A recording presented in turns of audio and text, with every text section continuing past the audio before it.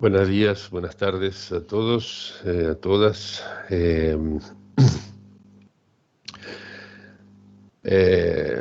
Antes de entrar en el tema de hoy, vamos a escuchar una intervención de Diego Copo, que surgió a partir de un intercambio que tuvimos en estos días.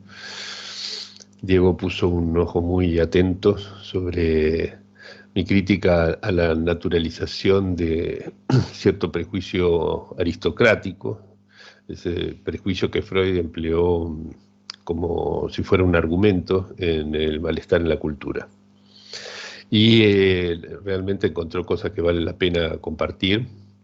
Así que, no spoilers. Diego, te paso la palabra. Arrancá directamente vos. ¿Mm? Bueno, muchas gracias, Gerardo. ¿Se escucha bien? Perfecto. Genial. Bueno, buenos días. Eh, bueno, y como decía Gerardo, me había quedado resonando algo que él había planteado no en el último encuentro, sino en el anterior, cuando él repasó el porvenir, una ilusión y el malestar en la cultura. Bueno, me había parecido interesante lo que él había planteado respecto de la concepción aristocrática del mundo, que en su lectura Freud hacía en El porvenir una ilusión sobre las masas.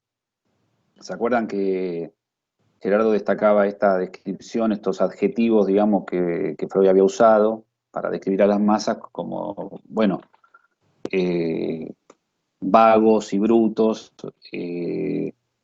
bueno, faltos de inteligencia, algo que era una forma muy habitual eh, con la que se describía, sobre todo en los estudios que fueron apareciendo sobre la Revolución Francesa, sobre todo, se describía así a las masas, ¿no?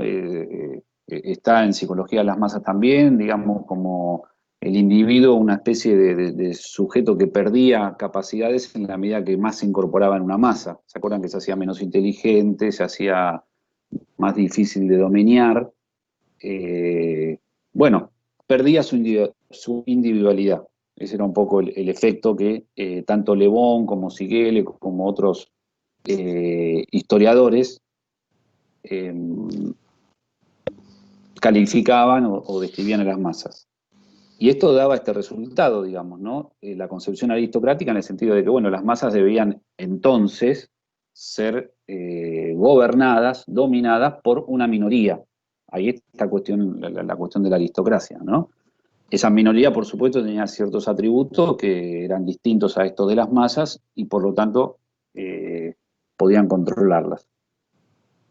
Entonces, junto a este enfoque que le había dado Gerardo, eh,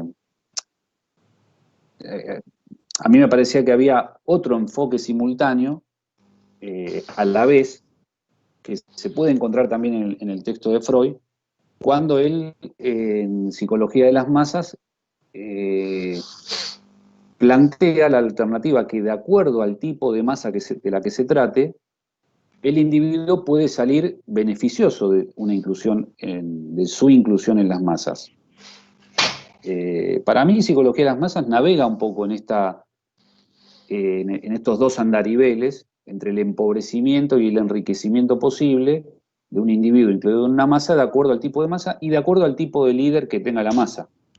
Por lo cual, pasamos de una concepción de algún modo cuasi naturalista, en el sentido de que si estás en una masa te empobreces, a algo más complejo, que es, bueno, te empobreces y te enriqueces, habría que ver qué se entiende por eso, pero te enriqueces, por ejemplo, intelectualmente, moralmente, o te empobreces moralmente, intelectualmente, de acuerdo a algunas variables.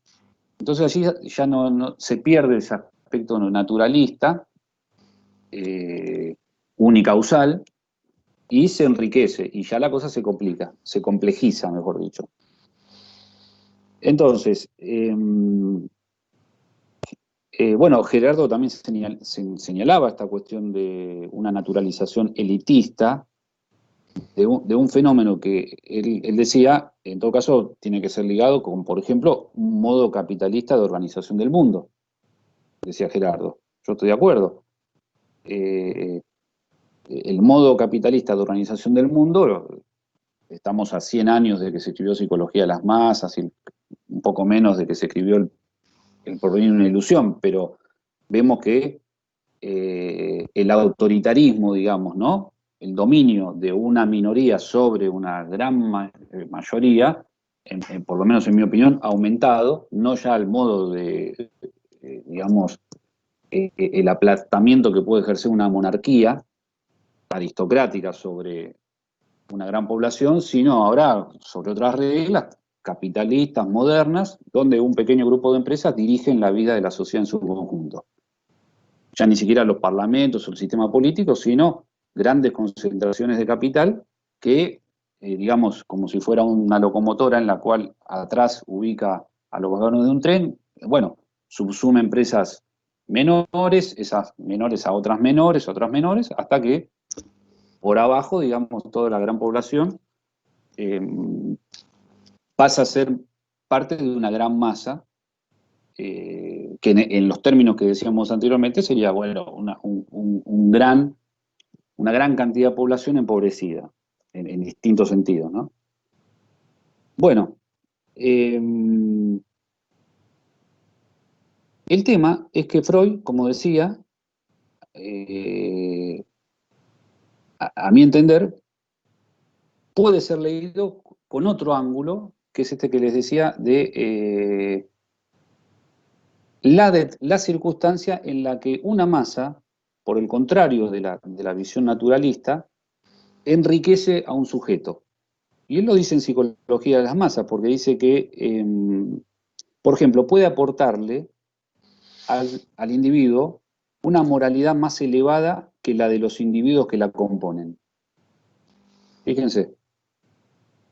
O sea, lo puede elevar moralmente. La palabra elevar, bueno, a mí siempre me llama la atención porque, bueno, se la puede ligar con el hegelianismo, pero la cuestión de la elevación, como se dice a veces en la sublimación, ¿no? Que se elevó un objeto a la dignidad de la cosa, digamos, ¿no? Se eleva. Puede elevarlo también en el sentido al individuo, incluido en una masa, en el sentido de un gran desinterés. Yo lo interpreto el desinterés este que plantea Freud en el sentido de que deja de ser alguien especulativo, que mide y calcula lo que puede obtener al incluirse en una masa, sino que se hace más desinteresado en ese sentido. Dice que puede elevar su espíritu de sacrificio, dice que puede... la masa tiene la capacidad de imponerle al individuo las normas de la moral, o sea, ya no una minoría, como podríamos decir, ilustrada o más inteligente, lo que decía Gerardo también en esa reunión, la que obligaba al individuo incluido en una masa a renunciar a lo pulsional, sino que acá lo que dice es que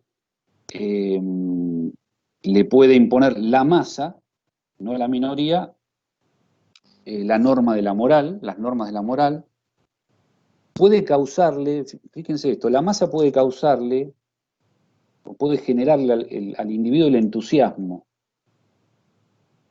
el cual capacita a las multitudes para los actos más nobles, dice. O sea, la masa pasa a ser, ¿no? Valorada de otra manera por Freud. Todo esto yo llamo la atención para que tratemos de leerlo en clave de lo que viene planteando Gerardo, que es esta elevación, lo planteo como una pregunta, podría pensarse como la elevación de la excitación? Por ejemplo, acá cuando dice del entusiasmo, nosotros veníamos viendo la cuestión del placer y el displacer como, bueno, el placer la baja de tensión, el displacer la elevación, y decíamos, bueno, pero si entonces se consigue tanto placer, la gente no va a ser entusiasmada, sino que va a ser desinteresada, abúlica, aburrida, bueno. cómo sostener este modelo económico de placer ligado a la baja de tensión y placer a la elevación. Bueno, entonces, decía, junto al aspecto aristocrático o a la lectura de la ideología de Freud en términos de aristocracia, yo proponía poner junto a esa visión que yo comparto con Gerardo, me parece que también está la otra visión, que es esta, que yo la llamé, en vez de aristocrática, tomando lo que había dicho Gerardo, junto a la concepción aristocrática, una concepción más democrática. Bueno, no sería la primera vez que dos cosas conviven. Y está en nosotros también, hasta nos es más útil, porque en la medida que hay una visión, yo había dicho contradictoria, ¿no?, entre aspecto aristocrático y aspecto democrático, pero puede ser también alternante. En Freud va alternando, estas visiones de Freud sobre la masa van alternando. Y esta visión, vamos a llamarla así democrática para que ahora nos entendamos una vez que yo lo definí, más democrática de las masas, la encontré, por ejemplo, muy aceptada y muy trabajada en la correspondencia, por ejemplo, entre Engels y Marx, donde, por ejemplo, Engels, hay una carta, no a Marx, pero a Bernstein, que es otro dirigente del Partido Socialista Alemán, 50 años antes de lo que escribió Freud, donde le dice Engels, a Bernstein le dice, las masas alemanas son mucho mejores que los señores que las conducen. Ese es el punto que me interesa que subrayes. Claro, claro, a Gerardo le llamó mucho la atención, pero, y fíjense, por lo menos yo la lectura que hago, porque acá yo obviamente segmenté, corté en un segmento del texto, pero si uno lee la carta entera y lee la correspondencia entera, los debates que hay entre, no solo entre Engels y Marx, sino entre muchísimos dirigentes muy importantes, todos grandes intelectuales, aparte del Partido Socialista Alemán, no tienen una visión, ¿cómo diríamos?, idealizada al revés, de que la masa siempre tiene razón, o que la masa siempre es más inteligente que los líderes. O sea, ellos estudian dinámicamente la relación entre los líderes y las masas. E inclusive la dinámica de la masa por un lado y los líderes por otro, y a su vez la relación entre los dos.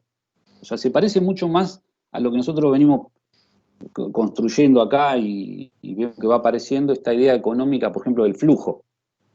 No tanto la del conflicto entre dos instancias, como podría ser, por ejemplo, embrutecimiento o elevación de las masas, por ejemplo. No, acá es una relación compleja, dinámica, que va teniendo saltos en una dirección y en otra, y que por lo tanto hay que estudiarlo en esos términos. Bueno, pero esta lectura, que es sobre todo del porvenir de una ilusión, no toca en el texto mismo a el tema del placer y el displacer. Gerardo lo trajo y nos sirve, pero a diferencia de, por ejemplo, el malestar en la cultura, que sí toca de lleno, porque Freud vuelve, ¿no? Ya estamos en 1929, y vuelve con todo, con la articulación de, en un problema como es el malestar en la cultura, poner en el centro el problema del principio del placer-displacer, o sea, el binarismo. Sobre el binarismo, quiero hacer esta aclaración a ver cómo lo ven ustedes, porque uno puede decir, el binarismo es entre placer y displacer. Perfecto. Pero recuerden que Freud dice el principio de placer-displacer. Entonces se cayó el binarismo, uno dice. Se unificó. No, porque después le agrega el más allá. Como ya estamos después de 1920, el binarismo se sostiene. es lo que decía Gerardo, para salvar una hipótesis, la retocás un poco, pero el binarismo estructuralmente lo sostenés. Nosotros estamos pensando otra cosa que no sea un binarismo. Estamos pensando, estamos viendo si se podría trabajar de esa manera. Bueno,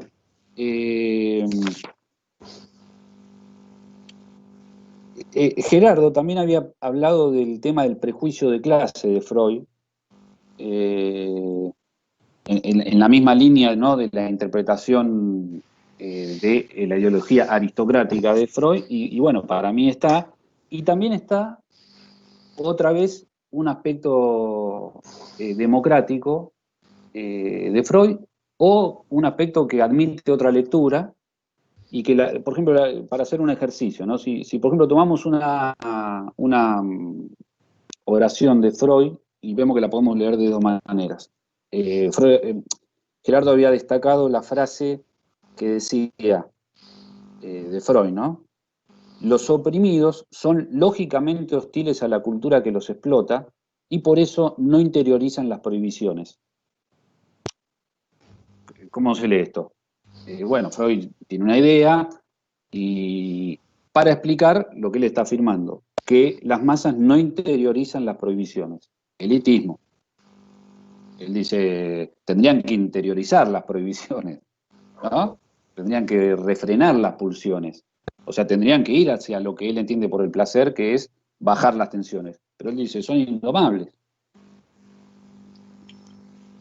Bueno, yo había hecho otra lectura que siempre que leí esta frase, siempre que leí el texto y siempre que leí esta frase, yo la había interpretado desde otro ángulo, que era que Freud planteaba que es lógico que haya hostilidad si hay explotación. El lógicamente que dice Freud acá, yo lo entendía como, lo reemplazaba por entonces. Entonces Freud para mí decía, entonces, son hostiles a la cultura que los explota. Entonces no es que las culturas los limita, porque una cosa es que te limiten y otra cosa es que te exploten. No, en realidad yo no creo que sea eso. Me parece que Freud dice que es las dos cosas. Es decir, que la cultura necesariamente tiene que explorar a una gran masa, porque esa gran masa tiene que sacrificar sus pulsiones en beneficio de la cultura, ¿sí? Y por supuesto eso genera una sublevación de parte de las masas. No está criticando la sublevación, la sublevación. Lo que está diciendo es que el mundo es así. Es una pequeña minoría que tiene que conducir a una gran mayoría, porque si no la cultura se viene abajo. Esa es la concepción aristocrática. Pero no es que Claro, es antirrevolucionario en ese punto. claro, claro, claro. No, para mí está planteando un problema que nos deja a nosotros como la pelota picando, ¿no? Como diciendo, bueno, si hay explotación, va a haber sublevación. Bueno, esto no. Sí, el problema es que la naturalización del hecho de que siempre tiene que haber una gran masa trabajando para una minoría cultural, ¿sí? Ese es el problema, digamos. Ahí hay un prejuicio de clase, una concepción aristocrática, etcétera. Por más que Freud diga es lógico que las masas se quejen porque les están privando de algo, pero es como si naturalizara una manera de ser del mundo que no tiene por qué ser así, ¿no? Ese Es, me parece que es el punto. Y lo toma como argumento del malestar en la cultura, como si fuera algo irrefrenable, que bueno, las grandes masas no interiorizan el super yo, entonces necesitan que venga un buen amo, que tenga la moral muy alta, esas cosas. claro. Sí. Bueno, y después da un pasito más para mí porque Freud pone, digamos, el ojo en las normas culturales, en las normas, creo que en El porvenir de una ilusión, si no me equivoco, pero si no en otro lado, pero estoy seguro, él habla de las normas estatales. Dice las normas estatales. Me llamó la atención porque son como las normas de la sociedad civil, las Ujú. normas del derecho. Entonces él dice, Sí. eh, digamos, ya no es el problema de la religión que adormece a las personas, ¿no? Porque esto también lo planteaba Gerardo cuando decía, bueno, pero ya se laicizó la modernidad. hace más laica la sociedad y sin embargo las consecuencias son muy similares. Entonces, Freud dice, bueno, tal vez ya no es la religión, sino las normas estatales, yo lo interpreto como las normas de la sociedad moderna. Sí, ¿Entiendes? sí. Como ya somos laicos, hasta cierto punto, tampoco, digamos, somos tan laicos, pero cómo la fuerza de la religiosidad puede estar también en el laicismo, o en el laicismo, no sé si está bien dicho. Quiero decir, Sí. somos religiosos igual, como decimos, somos religiosos en una escuela de psicoanálisis, somos religiosos en nuestra casa, somos religiosos en el barrio. O sea, hay algo de la fuerza de las ideas religiosas que no necesariamente tienen que estar ligadas a una doctrina religiosa. Pueden estar cualquier Exactamente. tipo de doctrina. Ujú. Bueno, Escúchame, y... digo, voy a Ah, necesitar que vayas redondeando porque sí. ya pasó media hora y si no, Uy, no me va a perdón, quedar perdón. tiempo para discutir Sí. lo de hoy.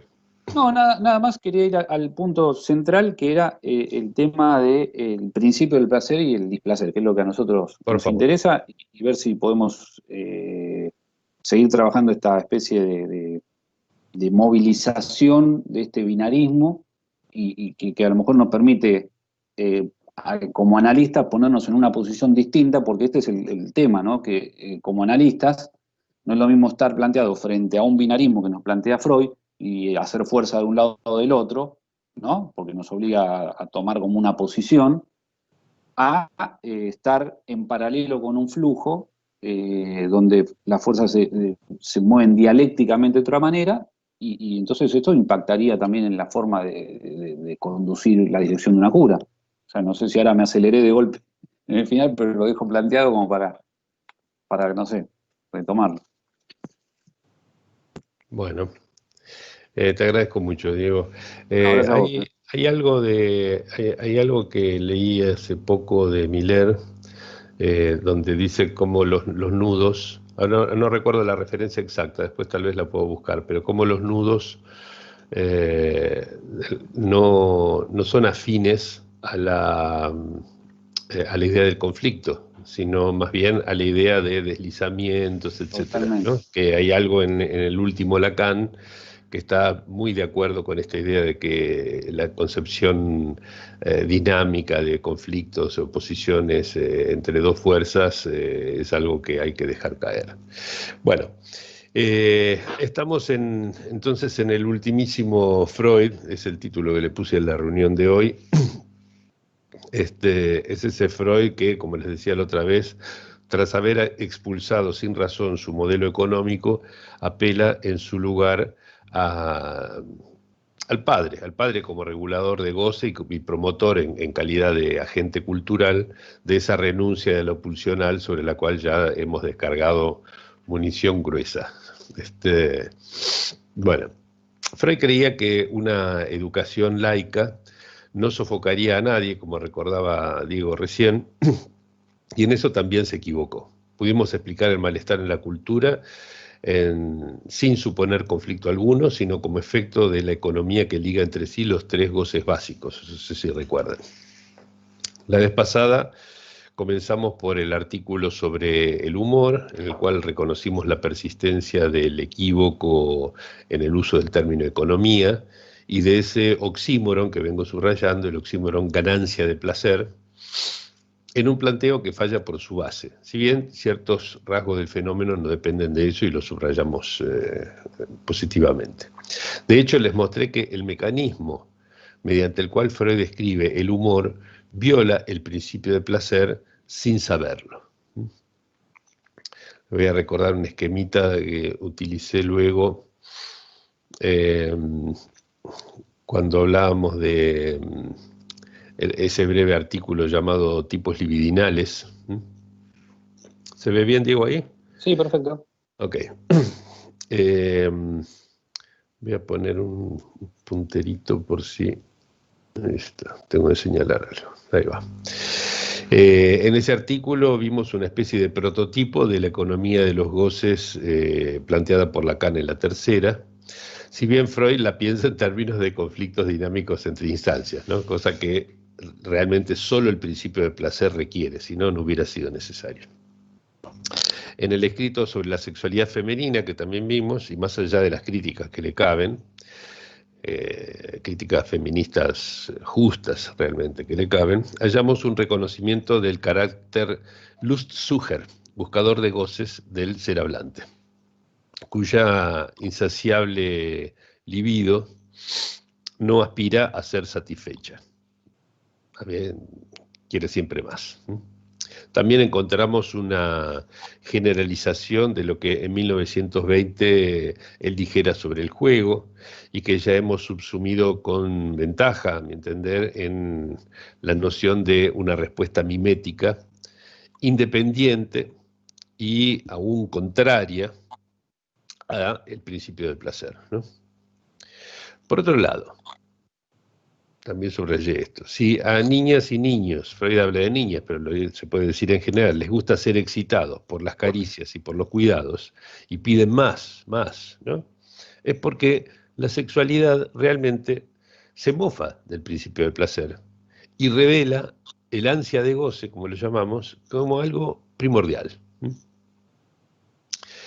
Luego seguimos con las nuevas conferencias, ¿no? De la 29 sobre la doctrina de los sueños extrajimos el meollo de lo que discutido en la reunión pasada, saber la idea de que la resistencia es el indicio más seguro de que hay un conflicto. Eso criticamos centralmente la vez pasada.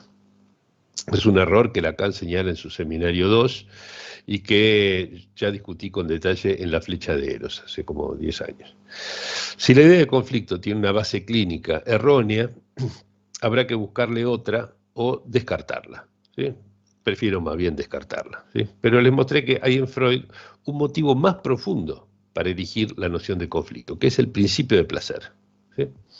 Él mismo dice enseguida que sin conflicto no habría censura, ni represión, ni separación entre instancias, y sin todo esto, ¿cuál es el problema? Es que él no podría justificar los síntomas que contradicen el principio de placer.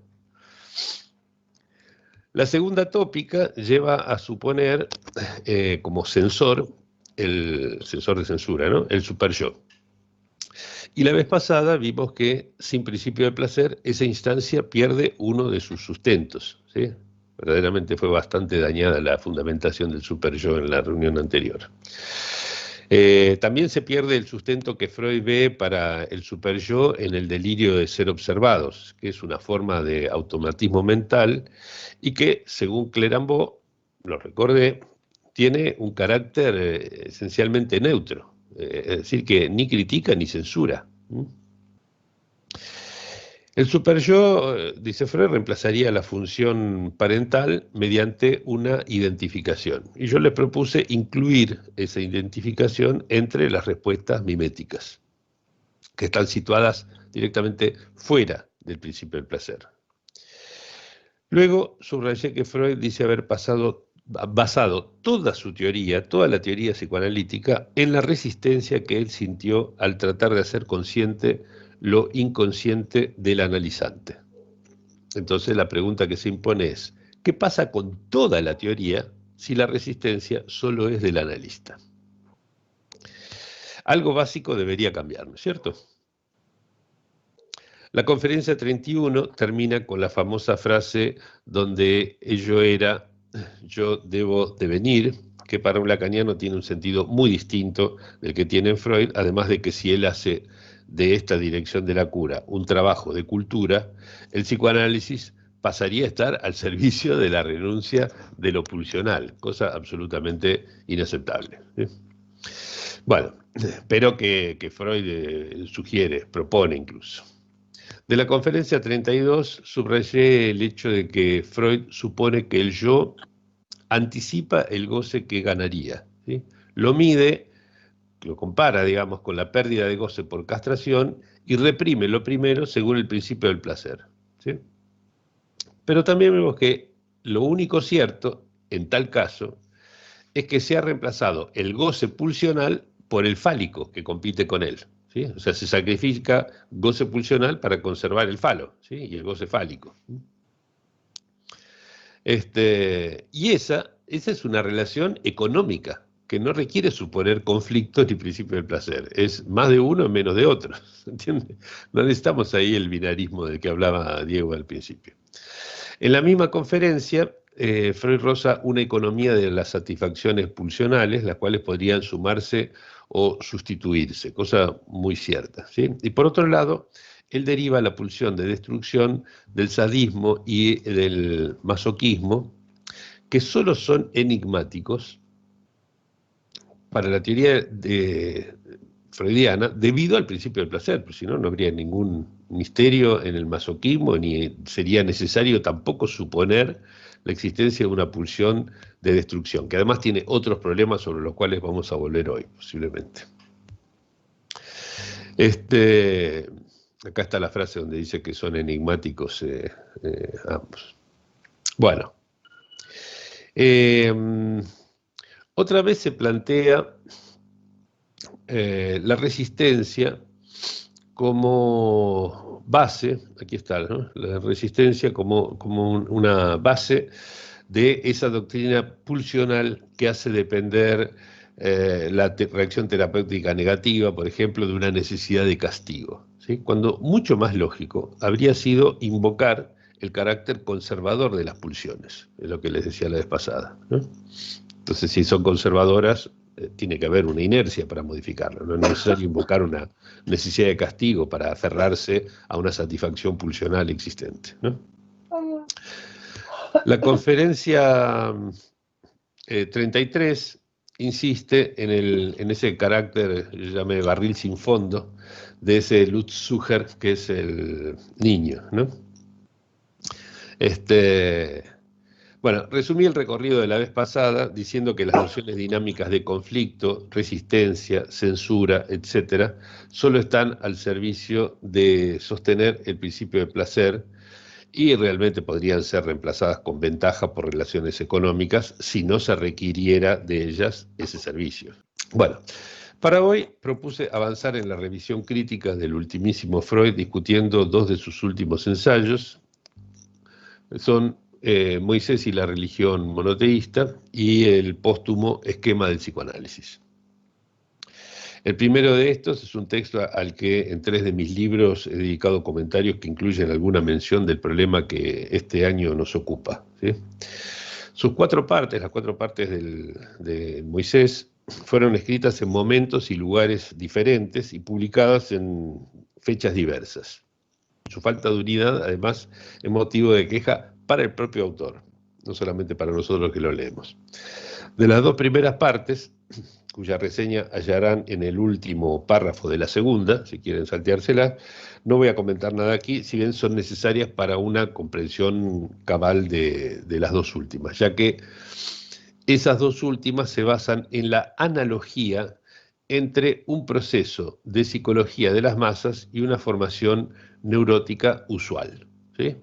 Esta idea que Freud ya había planteado, por ejemplo, en el malestar en la cultura, la posibilidad de establecer esta clase de analogías y más aún, hacer tal vez una terapia de las masas, es una idea que retomó Lacan, por ejemplo, en los años 50, en el retorno a Freud, y también, por ejemplo, Miller con su teoría de Turing sobre el analista de la escuela, ¿sí? Bueno, lejos de mí la idea de desmerecer una analogía. De hecho, me acordaba que hace un par de décadas, en lo que en ese entonces se llamaba el Colegio Epistemológico del Instituto Clínico de Buenos Aires, promoví al respecto un debate que cristalizó en un dossier para el caldero de la escuela número 73 del año 99, ahí les puse la tapa, donde, bajo el título de Apología de la Analogía, demostré que la analogía es el primer paso con miras a formalizar una estructura, y que más todavía cabe pensar la identidad de estructuras como una especie de analogía perfecta, tal como Freud lo plantea aquí, ¿sí? Es decir, que el uso de analogías, podríamos decir que es una herramienta muy cercana a la noción de estructura que Freud no tenía, ¿sí? Bien, para entender lo que ocurrió con el pueblo judío, Freud aprovecha la analogía demostrable entre su evolución y la del individuo neurótico. Y eso lo obliga a exponer sucintamente su última concepción del aparato psíquico, que es lo que aquí nos interesa justamente, ¿sí? No la parte histórica, social, sino ese punto de la... bueno, de hecho, en esa última plasmación, concepción del aparato psíquico, no encontramos grandes novedades. En él persiste, por supuesto, la pendiente biológica, que es realmente muy pronunciada, ¿sí? Le subrayé ahí algunos términos, simplemente como para que las tengan presentes. La tópica, por ejemplo, roza la anatomía en un punto, la diferencia entre consciente e inconsciente depende de un tipo de energía. El animal, por carecer del lenguaje, no tendrá un pensamiento radicalmente distinto del humano, sino solo más simple, ¿sí? Dice Freud. De hecho, la herencia arcaica, de la que habla bastante, no es distinguida de la de todo ser vivo en función de la existencia del lenguaje, como si fuera una especie de variación cuantitativa y no cualitativa. Es más, el simbolismo del lenguaje, usado por todos los niños, dice Freud que no fue aprendido, ¿sí? Con lo cual me llamó la atención, me impactó, porque así roza una concepción cercana a la teoría platónica de la reminiscencia, ¿sí? Y lo mismo ocurriría con el complejo de Edipo, ¿sí? Y en general con todos los traumas tempranos, ¿no? Las respuestas subjetivas estarían determinadas filogenéticamente, ¿sí? Filogenéticamente por una memoria biológica, aunque esa memoria es de tipo lamarckiano, ¿sí? Ya que heredaría ciertos caracteres adquiridos, eso realmente no inquieta a Freud, ¿sí? Él supone que esa forma de herencia en los instintos animales, en los neuróticos y en los pueblos es posible, ¿sí? A mi entender, todo esto nace de una incorrecta aprehensión de la naturaleza del lenguaje, en virtud del cual existe una herencia cultural de lo aprendido en las anteriores generaciones, ¿sí? Y esa es una herencia de cosas adquiridas en la generación anterior, o sea, lamarckiana, ¿sí? Por otro lado, cuando Freud afirma que una herencia meramente cultural sería incapaz de explicar, por ejemplo, el carácter compulsivo de los fenómenos religiosos y supone necesaria una represión para que esos mismos fenómenos puedan fascinar a las masas, él mismo parece haber olvidado el poder hipnótico del ideal del yo, o sea, el del significante amo en sentido estricto, ¿sí? Un poder que él mismo había demostrado, ¿sí? O sea que de vuelta encontramos lo que Diego señalaba, que en estos últimos textos parece haberse olvidado de cosas muy interesantes que dijo en Psicología de las Masas, ¿sí? Es más, a veces hasta las contradice en un punto. Sin embargo, ese poder hipnótico, él lo recuerda más adelante al señalar la necesidad en la masa de tener un amo.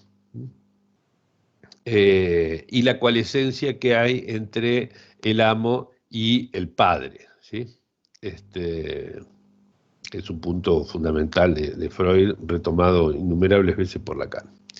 Por otro lado, insiste en que la renuncia de lo pulsional, o sea, el triunfo de la espiritualidad sobre la sensualidad, es un progreso cultural. Pero yo me pregunto, mi cuestión, si la cultura no ha sido más bien producto de un enorme incremento en los goces disponibles y de una redistribución de estos goces. Freud capta el problema, para nosotros falso problema, y por eso enseguida renuncia de lo pulsional por un desplazamiento, ¿no? Es interesante este giro que le da, ¿no? Y obviamente es mucho mejor hablar de desplazamiento, pero desplazamiento es redistribución con suma constante, ¿sí? Pero en verdad se trata de una compensación económica, una ganancia de placer, otra vez está ahí el famoso oxímoron, ¿sí? De la ganancia de placer, nacida del orgullo filial, ¿sí? O sea, hacemos esto para ser amados por el Padre, ¿no? Si renunciamos a las pulsiones, entonces esperamos que nuestro Padre nos ame, etc., ¿no? Y después Dios por añadidura, ¿no? En definitiva, es lo que decía la otra vez, es una cuestión económica, ¿sí? Es un reemplazo del goce pulsional por el goce de un sentido amoroso. No es más que eso. Para Freud, si ética es limitación de lo pulsional,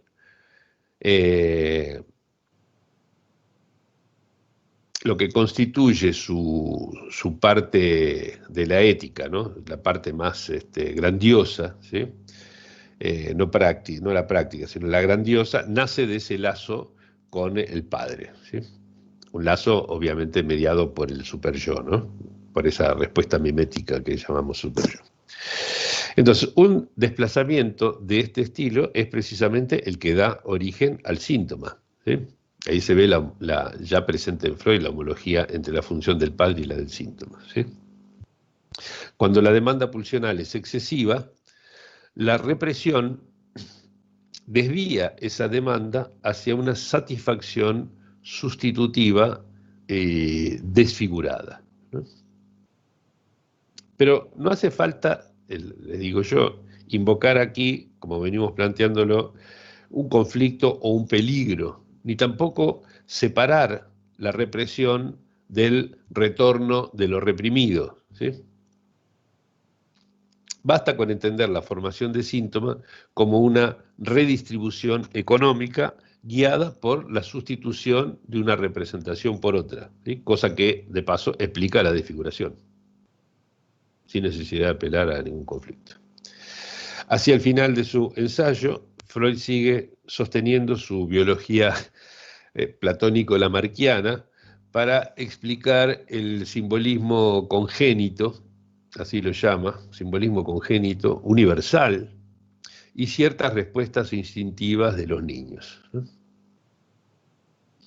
Está, creo yo, más que claro por qué en el retorno a Freud, Lacan tuvo que poner al mismo tiempo el acento en la función del lenguaje, ¿no? Digamos, en estos últimos planteos de Freud hay algo de lo humano, de lo propiamente humano y estrictamente humano, no compartido con los animales, que estaba perdiéndose, ¿sí? Bueno, entonces esto dejemos atrás ahora el Moisés y pasemos al esquema del psicoanálisis, cuyo carácter inconcluso no significa inacabamiento, simplemente en algún momento paró de escribir, pero digamos la forma que tiene es enormemente acabada, muy condensada y acabada, ¿sí? Fue escrito ya en Londres, ¿sí?, en su exilio, y fue interrumpido debido a una seria intervención quirúrgica y ya no fue retomado luego, ¿sí? En él volvemos a encontrar incólume y desde la primera descripción del aparato psíquico, el principio de placer, ¿sí?, como guía del yo, ¿sí?, con la asimilación en general, como dice ahí, la asimilación en general del placer al aumento de tensión y del displacer a su reducción. Es decir, él mismo nunca aprendió la lección que había obtenido del problema económico del masoquismo, donde no había que ligar placer con aumento de tensión y displacer con reducción de la tensión, ¿no? Eso se había dado cuenta en 1924, fue la única vez que lo dijo. Antes y después siempre sostuvo lo mismo, que lo hubiera permitido zafar del principio del placer. Pero con eso se le desmantelaba, se le caía abajo, y evidentemente no era algo que a Freud le resultara fácil. También persiste allí en esta descripción la continuidad entre el aparato psíquico humano y el animal, habla de psicología animal, que tendría también la tripartición yo, ello, superyo, los animales, ¿sí?, como si el lenguaje no fuera más que, así lo pensé yo, como si no fuera nada más que una pequeña complicación añadida a una base que por lo demás es idéntica, ¿sí?, biológicamente idéntica, ¿sí? Esta continuidad entre el hombre y el animal, a mi entender, termina desvirtuando toda la teoría de las pulsiones, ¿sí? Fíjense, Freud dice que el genuino, arriba de todo en la cita, ¿no?, el genuino propósito vital del individuo es satisfacer sus necesidades congénitas, es decir, como si fuese un animal o incluso un vegetal. Tremendo, ¿no? Pero ¿Acaso en el ser hablante el afán de goce no tiene un peso incomparablemente mayor que el de satisfacer las necesidades congénitas? De hecho, por el afán de goce uno puede descuidar sus necesidades congénitas, ¿no? La vida está llena de ejemplos de eso.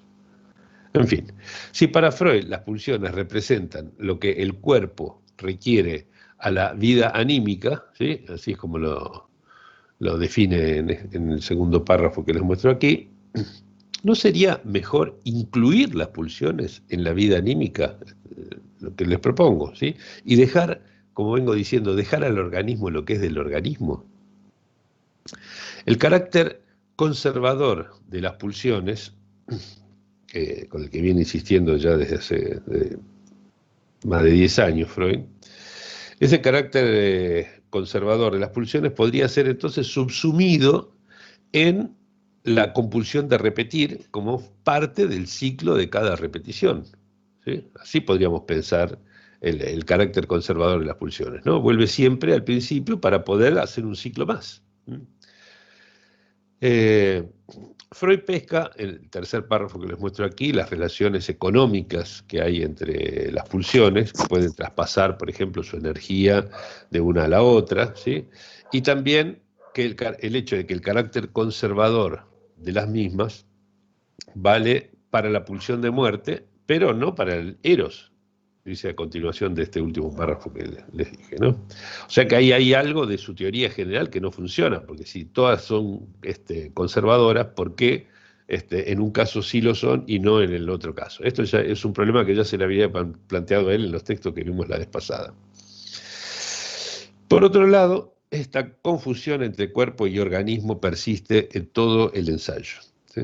Por ejemplo, Freud sostiene que la libido tiene fuentes somáticas, ¿sí? Cosa que es un error nacido precisamente de confundir organismo y cuerpo, ¿sí?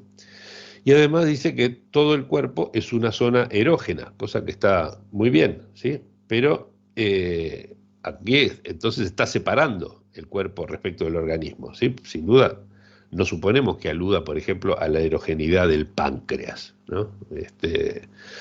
O del humor acuoso. En fin, en lo tocante a la sexualidad, por supuesto, las cosas cambian, ¿no? Cambian sensiblemente.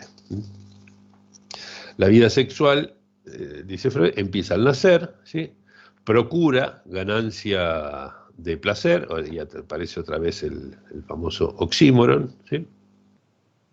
Y solo a posteriori puede entrar, aunque no del todo, ¿sí? Aunque no del todo, al servicio de la reproducción, ¿sí? O sea que ninguna necesidad congénita viene a satisfacerse.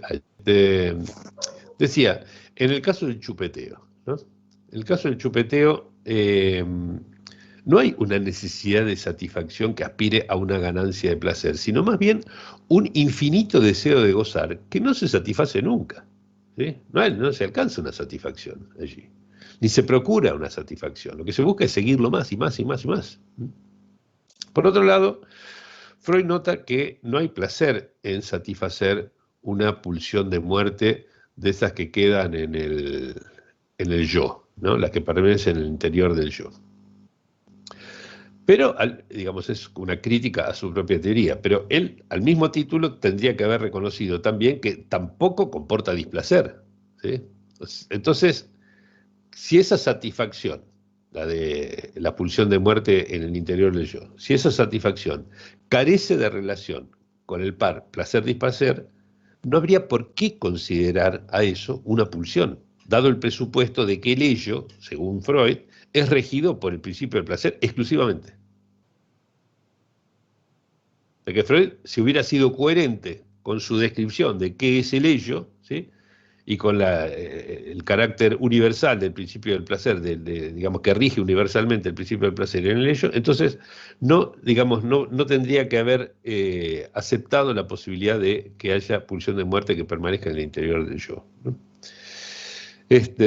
Según pasa, cada vez que falla en su principio la economía entendida como tendencia al ahorro, ¿se acuerdan, no? Freud siempre desplaza la cuestión a la economía pensada como redistribución con suma constante, ¿no? Cuando no le va la economía por un lado, siempre vemos que va ¿no? En ese equívoco se desplaza para el otro lado, ¿no?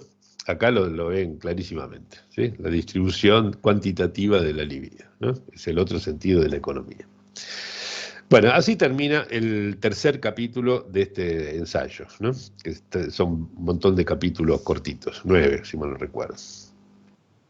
Bueno, al finalizar el siguiente, que es sobre las cualidades, ¿no? Donde aparece lo de lo consciente, inconsciente, preconsciente, etc., Freud cree haber rozado el secreto de lo psíquico. ¿Y cuál es el secreto de lo psíquico? No el principio del placer, sino el punto de vista económico. Es decir, que cierta magnitud se conserva, aunque pueda cambiar de forma, ¿no? De libre a ligado y recíprocamente, ¿sí? Pero es como una energía. Por más que la llame nerviosa, se lo perdonamos, ¿sí? Pero es como una energía, y una energía se conserva, ¿sí? Es decir, se redistribuye con suma constante, ¿sí? Puede cambiar de estado, por ejemplo, libre a ligada, ¿sí? Cosas que se decían en la física de esa época, pero es una magnitud que se mantiene constante a pesar de las redistribuciones que pueda sufrir, ¿no? Después, el capítulo sobre técnica es impresionante. La verdad que yo hacía mucho que no leía el esquema del psicoanálisis, ¿no? Pero lo que pensé que el capítulo sobre técnica revela por qué hacía falta Lacan. O sea, si no fuera por Lacan, no sé qué estaríamos haciendo en el psicoanálisis realmente, ¿sí? Freud propone que el analista ayude al yo débil contra sus enemigos, el ello y el superyo, ¿no? Aquí se arman bandos, ¿no? Sigue la idea de la guerra, del conflicto. Y a favor del mundo real, ¿no? O sea que el analista, aliado del yo, del pobrecito yo, trata de que junto con el mundo real se lleven las de ganar, y le tiene que llevar la contra a sus enemigos, que son el ello y el super yo. Quiere además que el saber, ¿sí? Miren lo que dice acá: nuestro saber debe remediar su no saber, ¿sí? Es tremendo esto, ¿no? El saber del analista debe remediar el no saber del paciente para que éste logre el dominio sobre su vida anímica, ¿sí? ¿No? Como si fuéramos dueños de lo que pasa en nuestra mente, ¿sí? Cosa que, de paso, le impone renunciar a la clínica con psicóticos, ¿no? Lo pone ahí en el último párrafo, ¿no? Entonces, fíjense, con una lectura así de lo que es la clínica, ¿cómo no iba a infatuarse el analista creyendo que con su fuerza, ¿sí? Y con su saber remediaría la debilidad y el no saber de sus pacientes, ¿no? Y encima, qué desperdicio dejar de analizar a los psicóticos, ¿sí? Gracias a Dios vino Lacan, realmente. Por suerte, hay lugares donde Freud por lo menos matiza un poco estas apreciaciones, ¿sí? Si bien hace del analista un superyo perfeccionado, ¿sí? Un nuevo superyo, ¿sí? Que educa mejor que los padres, dice, ¿no? Acota el abuso de su gestión, imponiendo el deber de respetar la singularidad. Ahí me fijé, la palabra en alemán que usa es Eigenart, ¿sí? Lo tradujeron por peculiaridad, pero es la singularidad del analizante, ¿sí? Y de paso, noten que la operación de Lacan en su retorno a Freud no solo introduce la función perdida del lenguaje, que en el último Freud se pierde, ¿no? Sino que al criticar a los post-freudianos, ahí me di cuenta de algo re interesante de Lacan, al criticar a los post-freudianos, Lacan no hace más que corregir a Freud sin decirlo. Es una operación genial, ¿sí? Recuerden, Freud tenía fair play, Lacan no, ¿sí? Fíjense cómo lo hace. Por ejemplo, cuando en la dirección de la cura, les doy un solo ejemplo, pero me vienen miles a la cabeza, ¿sí? Cuando en la dirección de la cura critica a quienes llaman psicoanálisis a una reeducación emocional del paciente, ¿sí? Ahí está la cita, al principio de la dirección de la cura. ¿Acaso sus dardos no apuntan por elevación a ese Freud que propone al analista educar a su analizante mejor de lo que sus padres lo hicieron? Y no es que Lacan no había leído el esquema, por ejemplo, en ese entonces. No se puede argumentar eso, porque lo que dice aquí acerca de la necesidad lo que dice Freud, ¿no?, acerca de la necesidad de plantear la construcción solo cuando el paciente está a un paso de hacerlo por sí mismo, para no provocar un estallido de resistencia, dice Freud, coincide punto por punto con lo que Lacan dice en la lección inaugural de su primer seminario, ¿sí?, al comparar la experiencia analítica con el Zen, ¿sí? El maestro da la respuesta cuando los alumnos están a punto de encontrarlo, ¿sí? Esa es la analogía que establece con la posición del analista, ¿no? Bueno, en fin, volvamos al texto de Freud. Del sexto capítulo, solo una cosa más voy a comentar, ¿sí? La esperanza freudiana de que alguna vez pueda incidirse directamente mediante sustancias químicas en la economía psíquica, ¿sí? La verdad que se me pusieron un poco los pelos de punta cuando leía eso, que me había olvidado realmente, porque en este momento la propuesta freudiana se acerca peligrosamente a la distopía de Un mundo feliz, de Huxley, ya que el químico es un universal y su goce, que está situado fuera de lo simbólico, solo puede producir una felicidad uniforme, ¿sí? O sea que hay algo de la esperanza de Freud que podría desembocar en esto, digamos, en el soma, ¿sí? En fin, pero hay otras cosas más importantes que discutir acá. En primer lugar, la idea de que los padres promuevan represiones en su prole, ¿sí?, cosa que Freud en varios lugares dice, sobre todo en estos últimos textos, ¿sí?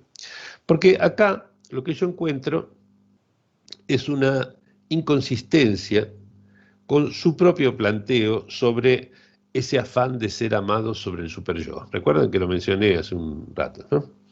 Si la represión es una acción del yo por amor al superyo que la propone, o al padre, digamos, ¿sí?, que está detrás del superyo, hay en eso una relación económica, ¿sí? El goce pulsional se reduce y a cambio se incrementa el del sentido amoroso, ¿sí? En segundo término, Freud confiesa que la teoría no explica por qué solo son reprimidas las pulsiones sexuales, ¿sí? Acá lo dice, ¿no? Nuestra teoría no puede explicar esto por el momento, ¿sí? ¿Por qué solo son reprimidas las pulsiones sexuales y no las otras, ¿sí? Y la lectura que venimos haciendo me parece que resuelve este problema, ya que implica, como vimos, la inexistencia de pulsiones que no estén ligadas al deseo de gozar. El penúltimo capítulo de este ensayo nos muestra a un Freud empeñado en entender el puente entre el psicoanálisis y la biología, pues considera que los fenómenos estudiados tienen su lado orgánico y hasta cree haber hecho a la biología unos aportes que ustedes jamás van a leer en libros de biología, por supuesto. Su última referencia al núcleo del ser, que es un tema que siempre me apasionó, siempre, desde hace más de 10 años, ese núcleo del ser que en la interpretación de los sueños, yo lo mencioné al principio de este seminario, era definido como un deseo inconsciente, lo sitúa en el oscuro ello, ¿sí?, donde actúan pulsiones orgánicas que buscan satisfacerse mediante alteración de ciertos órganos con el auxilio de objetos del mundo. En el vocabulario, ¿sí? No creo que debamos seguirlo en este deslizamiento por el tobogán biológico, pero reconozcamos que aceptar la noción central de un deseo de gozar, que vengo proponiendo desde el principio de este año más o menos, establece entre el primerísimo Freud, ¿sí?, donde el núcleo del ser eran deseos inconscientes, y el ultimísimo, donde el núcleo del ser está en el oscuro ello, una continuidad en lo tocante a esa concepción de lo singular, que es el núcleo del ser, ¿sí? Bueno, quiero además comentar en qué punto queda el principio de placer dentro de este ensayo. Freud dice que el ello registra, percibe las variaciones de tensión que son sentidas por la conciencia como placer o displacer, ¿no? Cuestión también discutida por Diego en alguna reunión anterior. Y que además ese ello obedece al principio de placer, ¿no? El intransigente principio de placer. Él reconoce no saber aún, ¿sí? Lo dice acá en este párrafo que les muestro, ¿sí? ¿Sí? No se puede responder aún, ¿sí? Cuándo y cómo se logra en general vencer al principio de placer. O sea que hasta está dudando de las cosas que dijo, por ejemplo, en 1920, más allá del principio del placer, ¿sí? Y sugiere la difusa conexión entre las pulsiones de vida y las pulsiones de muerte, en fin, y este problema. O sea, realmente se desdibuja esa fuerza que Freud había planteado, digamos, como su gran apuesta de más allá del principio del placer en 1920. Y un problema análogo se le presenta otra vez cuando él busca enlazar cultura y sexualidad, ¿sí? Su abordaje biológico lo lleva a decir que el yo no logra dominar las...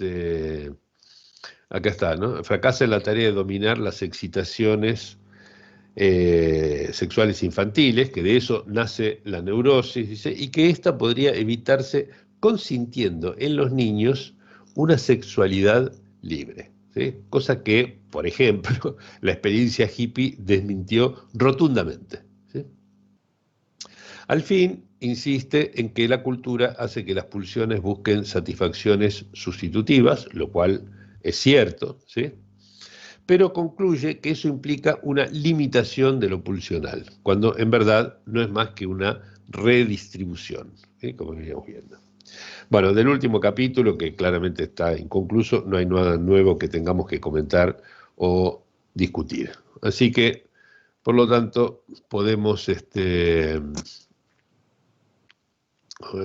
saquélo de la pantalla compartida, ¿no? Sí.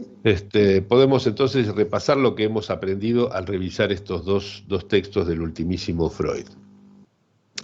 Vimos con amplia perspectiva algunos problemas que su concepción del aparato psíquico nos legó, porque esto ya es el legado freudiano, ¿sí? Notamos su fuerte tendencia a seguir la pendiente biológica y la correlativa pequeñez del valor otorgado al lenguaje, o sea, a lo propiamente humano, junto a una concepción cuasi platónica y lamarquiana, la llamé, de la memoria, ¿sí? Digamos que cualquier estudio moderno de la cultura refuta en 2 minutos, ¿sí? Se insiste en correlacionar renuncia de lo pulsional y progreso cultural, pese a que la cultura, como les dije, parece más bien el producto de un incremento y de una diversificación de los goces disponibles. Freud sigue, la cuestión es qué goces, ¿no? Y qué pasa con el goce de la vida en términos de la economía de la tercera, pero ese es otro asunto, ¿sí? Ahora estamos viendo lo que dice Freud en general. Freud sigue enfrentando falsos problemas, varios, señalé, por su apego al principio del placer, ¿sí? Con lo cual se beneficiaría la teoría si retiramos ese principio. Una demanda pulsional excesiva, por ejemplo, tramitada por una represión, desvía hacia una satisfacción sustitutiva desfigurada, ¿sí? Desviada, digamos, hacia una satisfacción sustitutiva desfigurada, no requiere suponer conflicto ni peligro alguno, ni separar represión del retorno de lo reprimido. Es una misma operación, hay una sustitución y por lo tanto un desvío, ¿sí? Y con eso no necesitamos pensar que haya conflicto, en fin. O sea, es simplemente pensar el síntoma como una redistribución económica debido a una sustitución de representaciones en términos de modelo freudiano. Esto dejó claro por qué Lacan retornó a Freud poniendo al mismo tiempo el acento en la función del lenguaje que Freud venía descuidando enormemente, ¿sí? Del esquema del psicoanálisis nos detuvimos en la afirmación de que las pulsiones representan lo que el cuerpo requiere a la vida anímica. Y les propuse, en cambio, incluir a las pulsiones en la vida anímica, ¿sí? Dejar el organismo en lo que es del organismo e incluir ese carácter conservador de las pulsiones dentro de la compulsión de repetir, es decir, como parte necesaria del ciclo, ¿sí? Del ciclo de una repetición. No obstante, la confusión entre cuerpo y organismo permanece en este último tiempo, y muy fuerte. La falta de placer en la satisfacción de una pulsión de muerte interior al yo multiplica además problemas que ya hemos demostrado falsos, ¿sí? Y en medio de esto, Freud sitúa, para mi gusto, muy bien, ¿sí?, el secreto de lo psíquico, no en el principio del placer, sino en el punto de vista económico que él, recuerdan, había abandonado en 1926 y que Lacan va a retomar y corregir, al igual que retoma y corrige la técnica nacida de esa perspectiva que, como les decía, promueve la infatuación, cierra la puerta al psicótico y deja al analista el papel de un educador, ¿sí?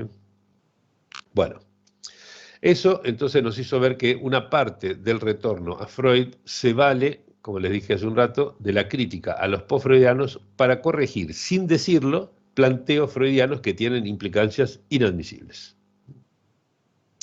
Esto fue una sorpresa para mí, de trabajar esto último, ¿sí? También dimos con un modo de superar la fallida apelación al motor parental de las represiones, apoyándonos en la relación económica entre goce pulsional y goce del sentido amoroso, ¿sí? Y por último, vimos en la noción de deseo de gozar una herramienta para eliminar problemas innecesarios y para dar mayor continuidad a los desarrollos freudianos. En fin, yo creo que ahí está lo principal que nos dejó el recorrido de hoy, por lo menos a mí, digamos, mientras estaba leyendo estas cosas. Antes de pasarles la palabra, les anuncio que la próxima vez, el 22 de octubre, terminaremos esta especie de carrera crítica por la obra freudiana, discutiendo 4 escritos breves pero claves: análisis terminable e interminable, construcciones en el análisis, decisión del yo en el proceso defensivo y algunas lecciones elementales sobre psicoanálisis, ¿no? Dos de estos textos póstumos e inconclusos. La bandera de llegada ya está a la vista.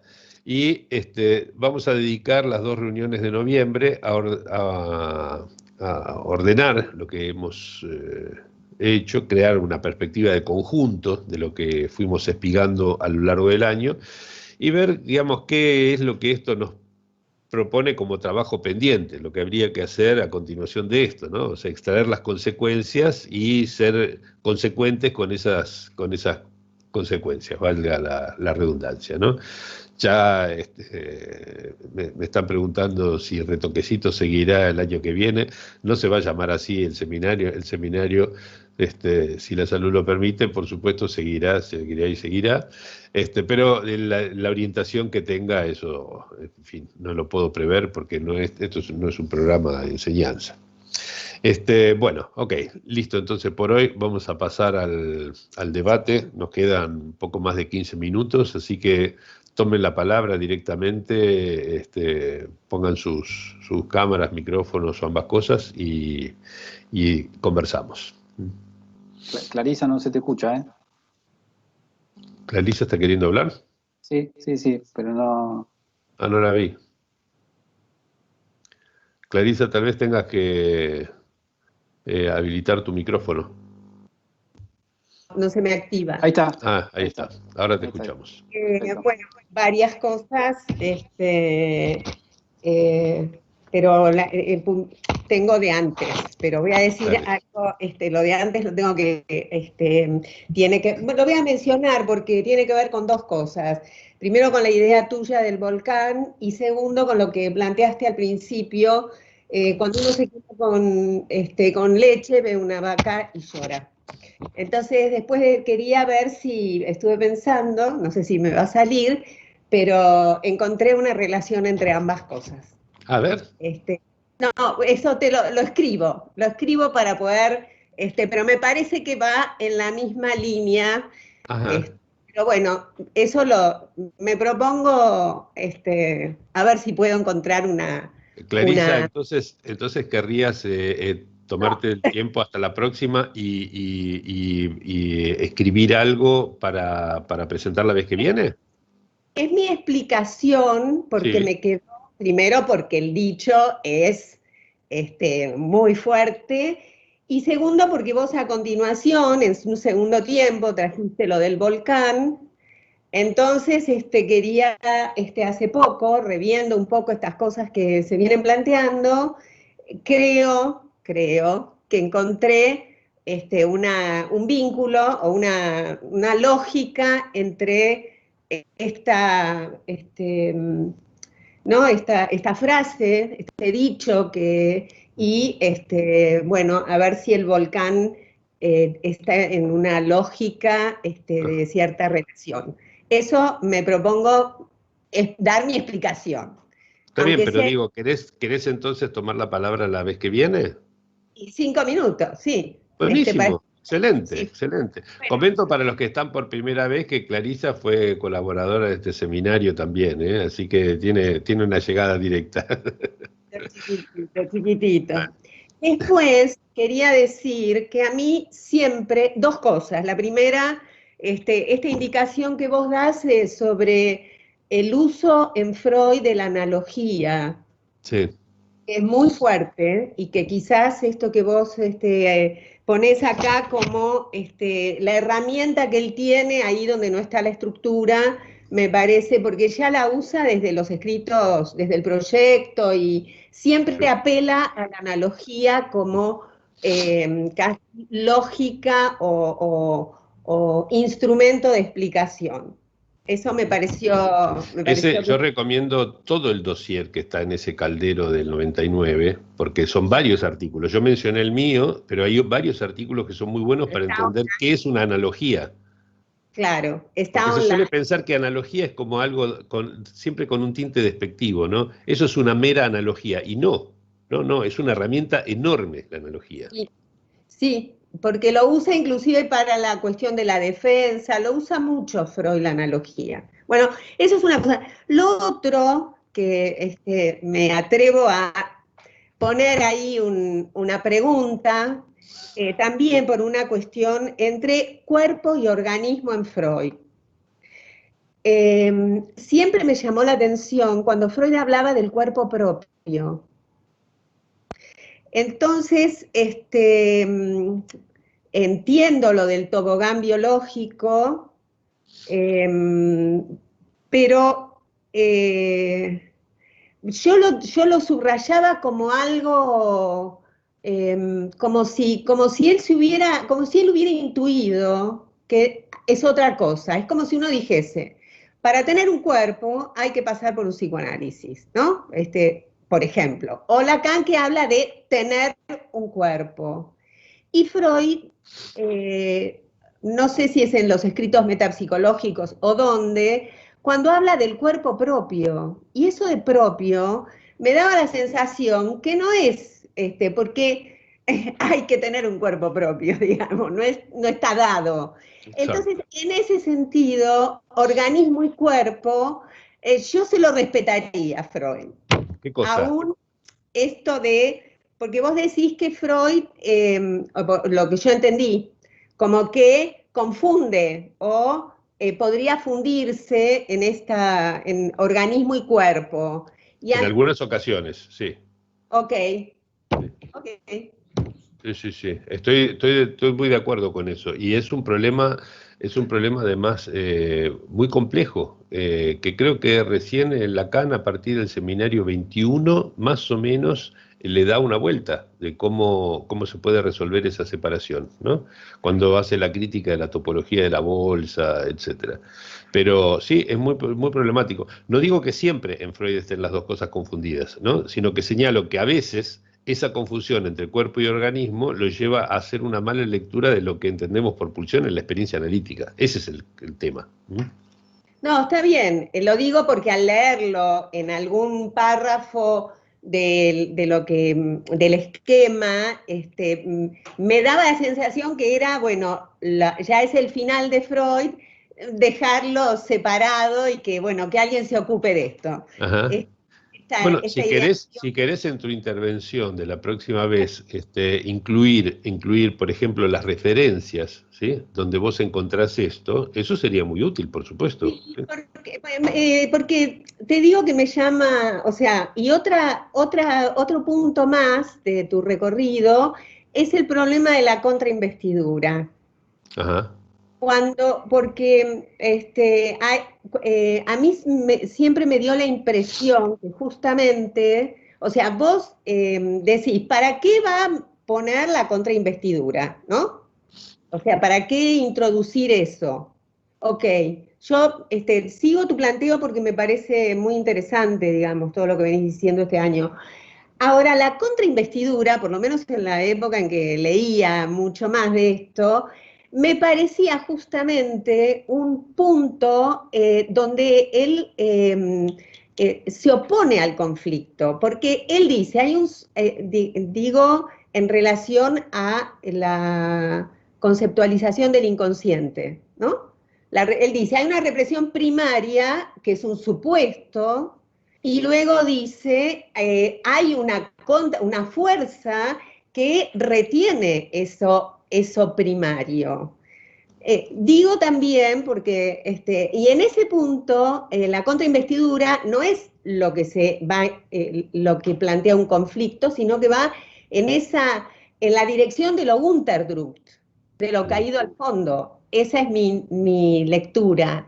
En ese sentido, la contrainvestidura me parecía, dentro de todo lo que es conflicto en Freud, que coincido que es para revisar, me parecía como un elemento que le jugaba no para el conflicto.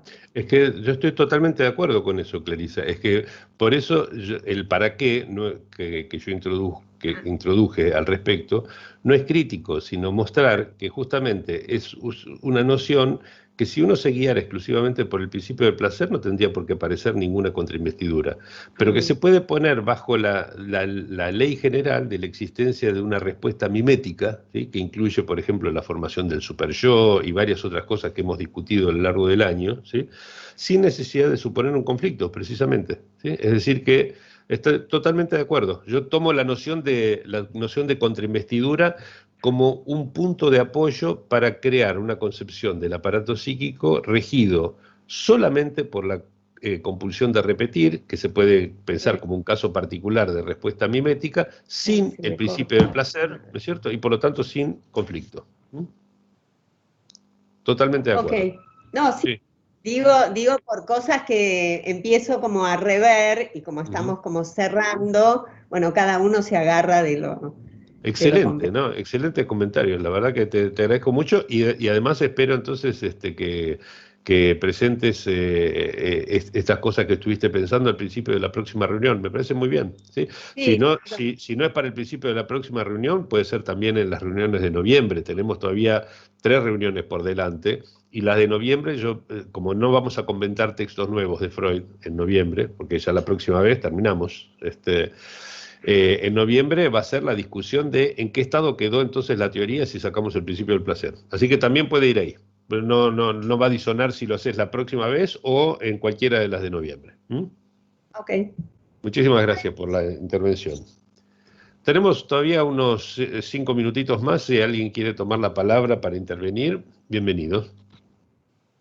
Una última pregunta. Lo Dale. de analogía del caldero, ¿eso está online? No. Okay. No. Bueno. No, es un caldero viejísimo del 99, no están digitalizadas esas cosas. Ni yo lo tengo, digamos, para revisarlo. Si alguien quiere el texto en Word, me lo piden y se lo mando, digamos, porque lo tengo en Word, el original, digamos. Creo que hice una versión, me lo habían pedido hace unos 10 años para una Virtualia y después no lo publicaron en Virtualia, una versión reducida de ese artículo. Así que lo tengo en una versión reducida, más manejable. Bueno. Así que cualquier cosa me lo piden. Ok. O lo pongo acá, creo que hay alguna manera, me parece, de compartir documentos acá y después se los paso. Háganme acordar cualquier cosa y yo lo pongo. Bueno, ¿tenemos alguna mano levantada? Yo no veo aquí. Hay muchas cosas, aprovecho para retomar algo de lo que dijo Diego al principio.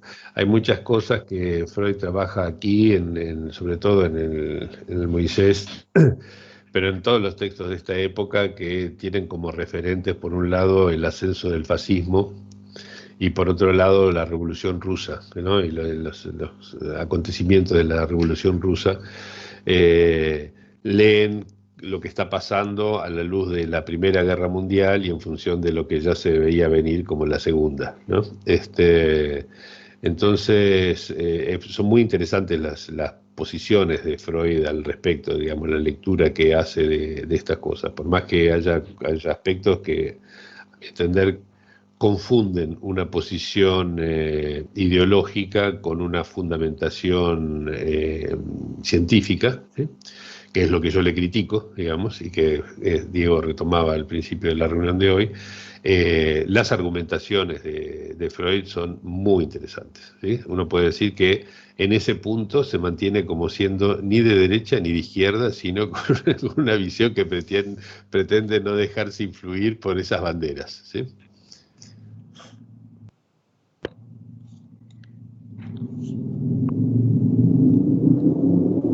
Bueno, parece que no hay muchas más intervenciones. Si no quieren hacer ninguna intervención más, damos por terminada la reunión. ¿Setut? A la 1, a las 2, a las 3. Listo. Entonces, muchas gracias por haber estado y por haber participado. Nos vemos en 2 semanas. Chao. Chao, chao.